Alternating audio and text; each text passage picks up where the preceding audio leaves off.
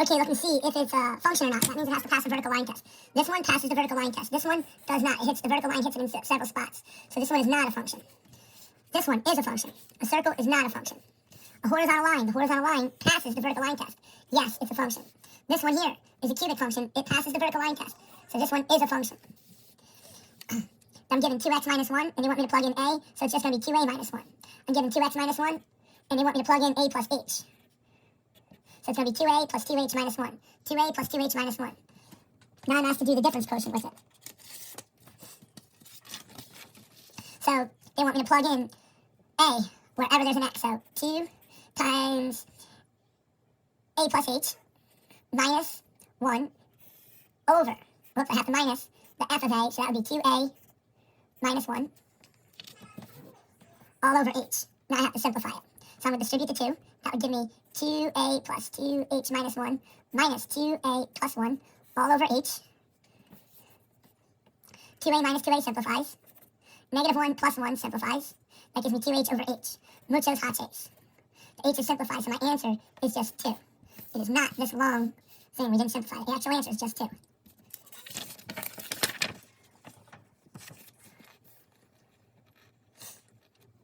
So they want to know what g of 3 equals. So when x equals 3, y equals 2. When x equals 1, 2, 3, y equals 2. So g of 3 actually equals 2. For what values of x does y equal 3? Does y equal 3? So I go up 1, 2, 3, and I go over, and the x value is negative 3. So we had him a little flip-flop there. Function multiplies its input by 3.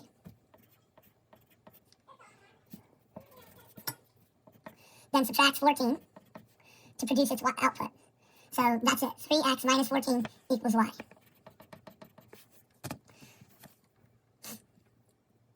So now I have a little equation. They want me to solve it for t. So the t is right there. The first thing I'm going to do is multiply both sides by 5. That's going to give me 5m equals 4 times at plus k. Now I'm going to divide both sides by 4.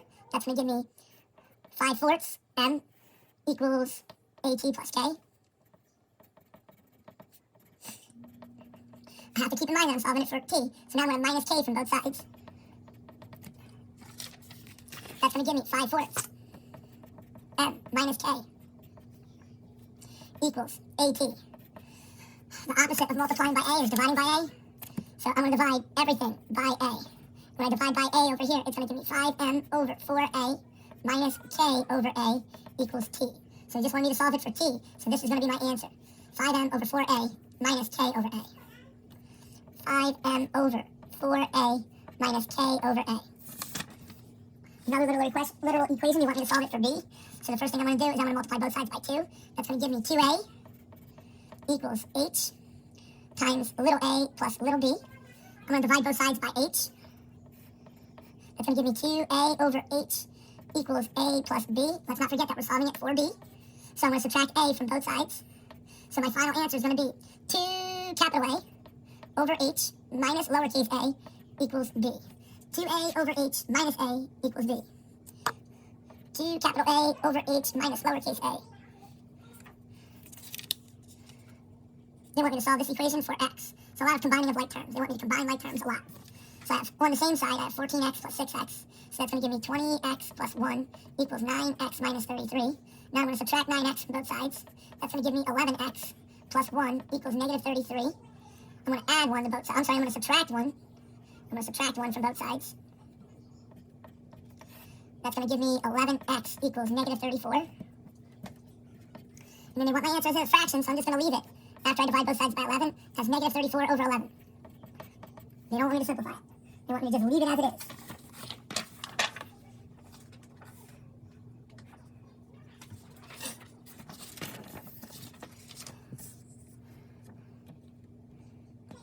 So they give me a formula, and if a fine comes to $314, they want me to solve it for S. So I plug in 314 for the fine, and then I work backwards and solve it for S. So if the fine is $314, that's 314 equals 8S minus 240. I just distributed the 8 across, plus 90. I'm going to do some CLT. I'm going to combine my terms over here. So I'm going to do 90 minus 240. So that's negative 150. So it's going to give me 314 equals 8S minus 150. I'm going to add 150 to both sides.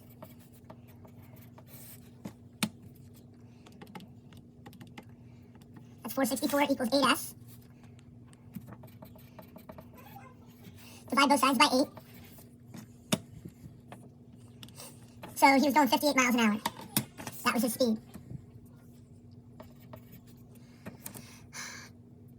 They say the perimeter is 80. If the length is 14. So if this side is 14, that means this side is 14. And this side is, we don't know what this is, we don't know what this is. Sometimes we call it W. So I'm going to add these up. That's going to be 1x, 2x.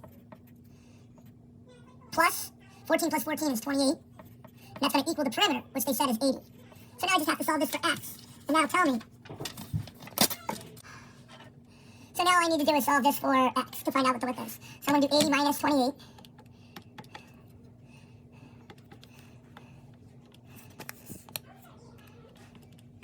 That's 52. So it's going to give me, if I minus 28 from both sides, that's going to give me 2x equals 52. Then I divide both sides by 2.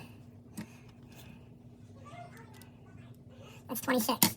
So the width is 26. Which is kind of strange. Usually the width is longer than the side. So they want me to write the equation first. Use w as the variable. That's what they want me to use as the variable. So the equation would have been 2w plus 28 equals 80. And the width would have been 26. They want me to solve this for x. Nobody likes to deal with fractions, so let's get rid of the fractions. We're going to multiply this whole thing by 15. So that's going to give me 15 times 1 divided by 3. That's going to be 5x. 15 times 1 divided by 5. That's going to be 3. And then 15 times negative 4 is negative 60. Now I have no fractions and I can solve this. I'm going to minus 60 from both sides. Oops, I'm going to minus 3 from both sides. That's going to give me 5x equals negative 63. Then I'm going to divide both sides by 5. It doesn't tell me to leave it as a fraction, but I'm going to. Negative 63 over 5. They want me to solve this for x. I'm going to multiply the whole thing by 8. 4 and 8, they both go into 8. 8 times x is 8x. Divided by 4 is 2x. 8 times x is 8x. 8 times 5 is 40. 40 divided by 8 is back down equal to 5. So now I'm going to combine these two. That's going to give me 10x equals 5. Divide both sides by 10. That's going to be 5 over 10, which is 0.5 or 1/2. I'm going to write it as 1/2. I want me to solve this for x. Then I have to distribute the 2 first. So I'm going to distribute the 2 first. And this is going to give me, I'm going to copy this down. This is going to give me 1/2 x plus 1/5 equals 4/3 x minus 6. Now I need to think of a number that 2, 5, and 3 all go into. I'm going to go for 30. I don't want to deal with fractions. I'd rather deal with digits. So I'm going to multiply all these. 2 times 5 is 10. 10 times 3 is 30. And then I'm going to distribute that across the whole equation. So 30 times 1 is 30. Divided by 2 is 15. So it's going to give me 15x. 30 times 1 is 30, divided by 5 is 6. 30 times 4, divided by 3. So I can just go to the calculator and do 30 times 4, divided by 3. I know it's going to simplify. And equals 40x. And then 30 times negative 6 is negative 180. I'm going to solve this for x, so I'm going to minus 15x from both sides. 6 equals 40 minus 15 is 25. Sorry, I had to use the calculator. Minus 180. I'm going to add 180 to both sides. That's going to give me 186 equals 25x. Divide both sides by 25. And that's going to give me 186 over 25.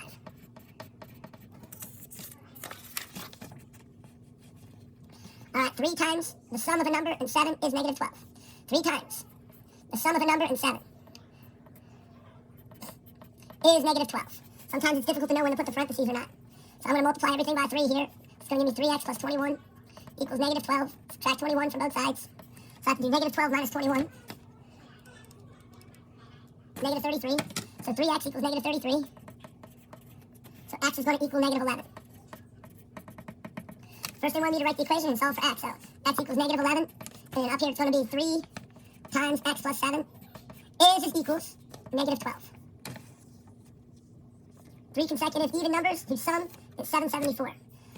The first even number is going to be 2x plus 2x plus 2 plus 2x plus 4 equals 774.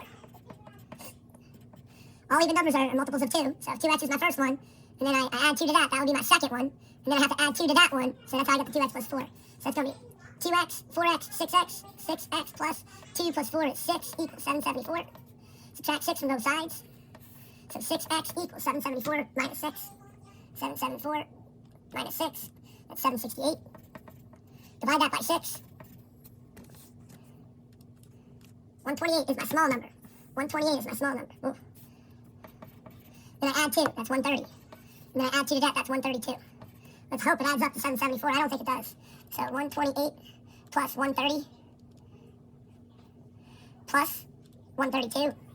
No, it doesn't add up to 774. So what I think I have to do is double the first one. So 128 times 2, because x equals 128. It's 256. So the first number is 256, then 258, and then 260. So those should be my answers. Those should be my answers. Let's add them up. 256 plus 258 plus 260 equals 774. 4 consecutive odd numbers, which add to 88. Odd numbers are easier, because I can just say x, and then I add 2, x plus 2, and then I add 2 to that, x plus 2 again, oh, x plus 4.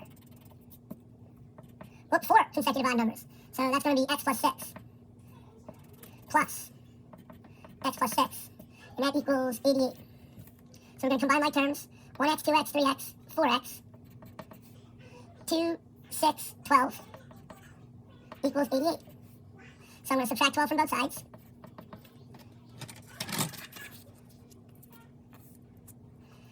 So 4x equals 76. 76 divided by 4 is an odd number, 19. So the smallest number is 19. Then I add 2, that would be 21. Add 2, that would be 23. Add 2, that would be 25. And then we're going to add them all up and hope it equals 88. So 19 plus 21 plus 23 plus 25. 19 plus 21 plus 23 plus 25. And it equals 88. 12 subtracted from 3 times the number is negative 48. So 12 subtracted from 3 times the number. 12 subtracted from 3 times the number is negative 48. So that's my equation. 3x minus 12 is negative 48. We're going to add 12 to both sides. That's going to give me 3x equals, so I'm going to do 12 minus 48. Negative 36. Divide both sides by 3. So 12. X equals negative 12. The quotient, that means divide 4 times the number and 3. The quotient of 4 times the number and 3 is 13. So they don't want me to write down the quotient. They want me to solve it and find out what x equals. So the first thing I'm going to do is multiply both sides by 13. So it's going to give me 4x equals 39. And then I'm going to divide both sides by 4. That's just going to give me 39 over 4. We just leave it like that. Want me to find the slope? Slope between two numbers, 9 and 15, and negative 15, negative 13. So I'm going to set up my slope formula here, which is just a big division bar with a minus sign on the top and a minus sign on the bottom. And I'm going to do this one, the back number, negative 13, minus 15. And then I'm going to do the x values, negative 15, minus 9. Now I have a little bit of arithmetic to do. Sorry, that's another 9. Then you want me to reduce it also. So negative 13 minus 15 on the top. So negative 13 minus, negative 13 minus 15. That's going to give me negative 28 on top. 15 and 9, so negative 15 minus 9. That's negative 24. So the negatives are going to simplify. That's going to cancel out the positive. Half of 28 is 14. Half of 24 is 12. I can simplify that again. Half of 14 is 7. Half of 12 is 6. So my reduced answer is 7 over 6.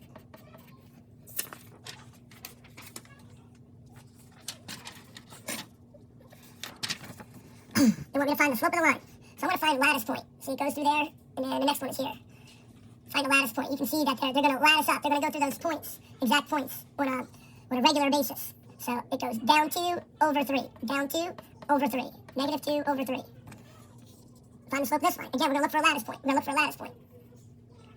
And then here's the next one. So to get from this point to this point, notice I go down 1, 2, 3, 4, 5. I go down 5, and I go over 2. So it's going to be negative 5 over 2.